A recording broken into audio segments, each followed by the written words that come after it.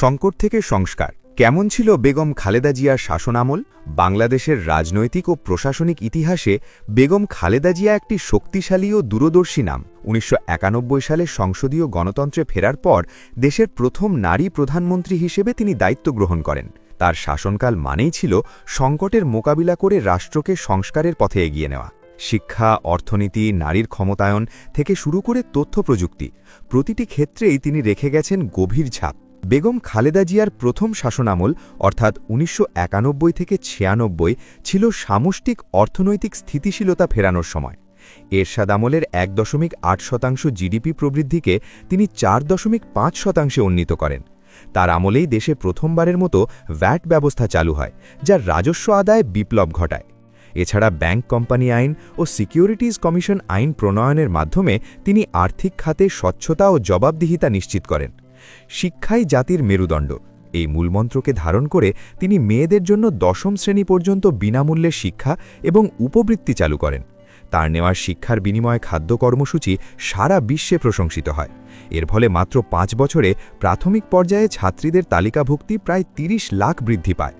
নারী শিক্ষায় তার এই অবদানের স্বীকৃতিস্বরূপ ২০০৫ সালে ফোর্বস ম্যাগাজিন তাকে বিশ্বের প্রভাবশালী নারীদের তালিকায় স্থান দেয়। বাংলাদেশের বর্তমান যোগাযোগ ব্যবস্থার অনেক বড় প্রকল্পের ভিত্তিস্তর স্থাপিত হয়েছিল তার হাতে। যমুনা বহুমুখী সেতু নির্মাণ সম্পন্ন করা, বড় বড় নদীতে সেতু নির্মাণ, প্রধান মহাসড়কগুলোর উন্নয়ন এবং পদ্মা সেতুর সম্ভাব্যতা যাচাই তার শাসনামলেই হয়েছিল। সবচেয়ে বড় চমক ছিল ২০০১ সালে সাবমেরিন কেবল সংযোগের মাধ্যমে বাংলাদেশকে তথ্য মহাসড়কে যুক্ত করা। তার আমলেই দেশে মোবাইল ফোন গ্রাহক সংখ্যা ৫০ লাখ থেকে বেড়ে প্রায় ৩ কোটিতে পৌঁছায়। বেগম জিয়ার শাসনামলে গার্মেন্টস শিল্প বাংলাদেশের অর্থনীতির মূল চালিকা শক্তি হিসেবে দাঁড়িয়ে যায়। বিআইডিএস-এর গবেষণা অনুযায়ী ১৯৯০-৯৫ সময়ে তৈরি পোশাক খাতে কর্মসংস্থান ২৯% বৃদ্ধি পায় এবং কারখানার সংখ্যা প্রায় ৩ গুণ হয়।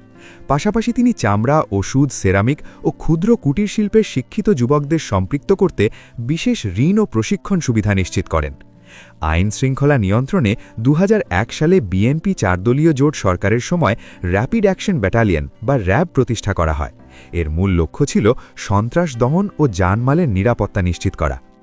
একই মেয়াদে দুর্নীতি দমনে একটি স্বাধীন ও নিরপেক্ষ কাঠামো হিসেবে দুর্নীতি দমন কমিশন দুদক গঠন করা হয়, যা রাষ্ট্রীয় সংস্কারে একটি সাহসী পদক্ষেপ ছিল। পরিবেশ সুরক্ষায় বেগম খালেদা জিয়ার সরকার পলিথিন ব্যাগ ও ২ স্ট্রোক বেবি ট্যাক্সি নিষিদ্ধ করার মতো কঠোর সিদ্ধান্ত নিয়েছিল।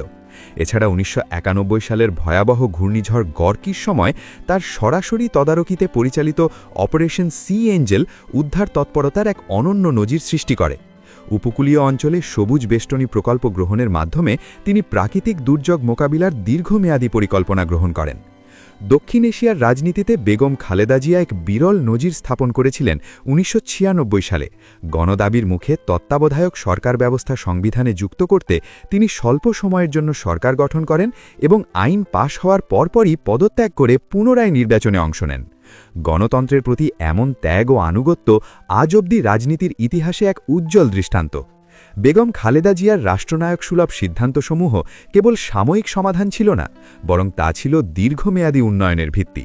আজ আমরা যে ডিজিটাল বাংলাদেশ বা অর্থনৈতিক প্রবৃদ্ধির কথা বলি, তার অনেক কিছুরই গোড়াপত্তন হয়েছিল তার বলিষ্ঠ নেতৃত্বে।